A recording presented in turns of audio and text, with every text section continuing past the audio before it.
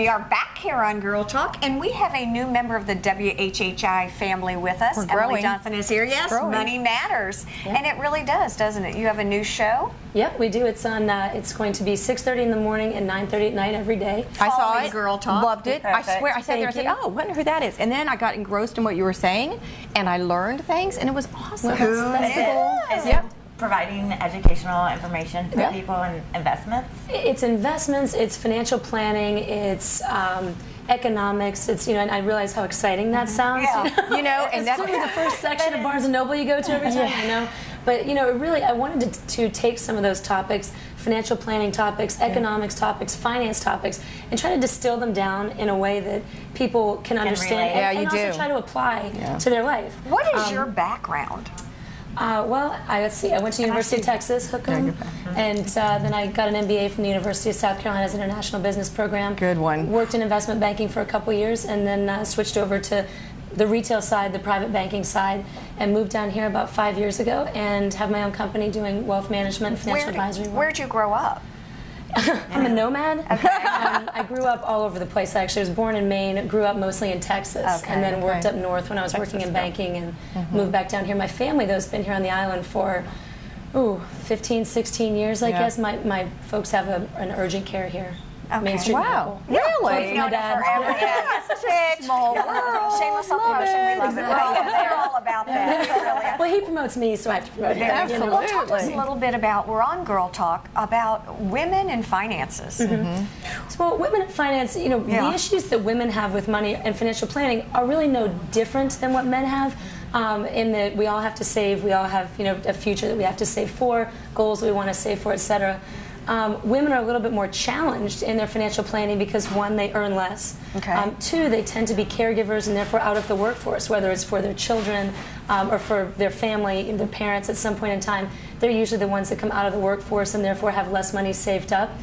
And also, I think that they're not given as many opportunities and as many the banter that goes back and forth. Exactly. Yeah. Correct. Yeah. So I think that there's a little bit more challenge there that women have. Like in a divorce situation, or Like in a divorce situation, and we work a lot with that. Wow. Actually, Do you? I do. I work a lot with women going through divorce. We work with men as well, but we work a lot with women going through divorce, women that have become suddenly single, so to speak, in a lot of ways. And that's actually, it's a wonderful position to be in because you really do become the trusted advisor.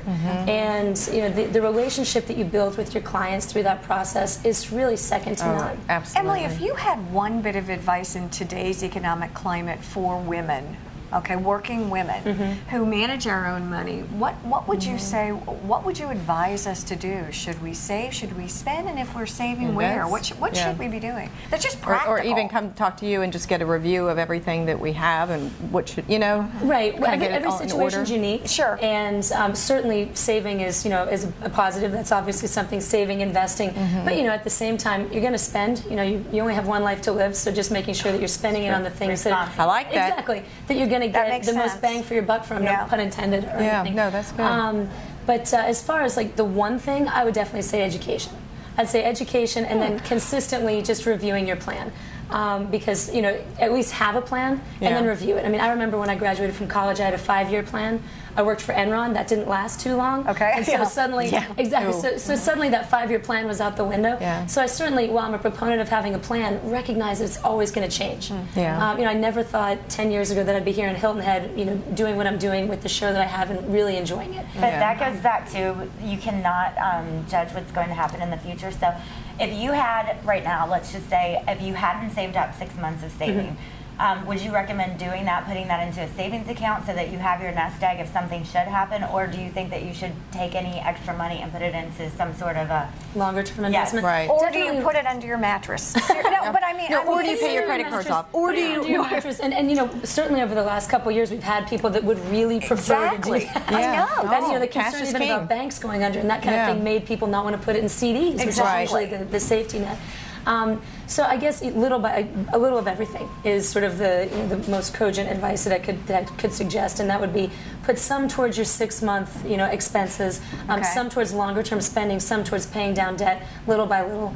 But as far as putting money under your mattress, that's a sure way to lose money because no matter what, costs are going to go up, right? I mean, you look at everything that you buy, from food to cute outfits, and the next thing you know, it's going to be more expensive. So I know.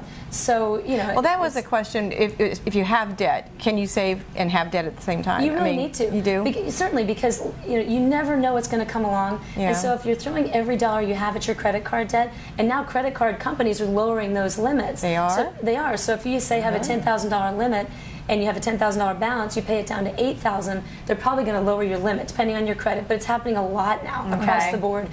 Even with the big boys? So the Even with the big prize, boys. Really? I mean, I've had it happen with my Amex. Right. I mean, really? And I had it on a great vacation out in Arizona. So yes, it happens.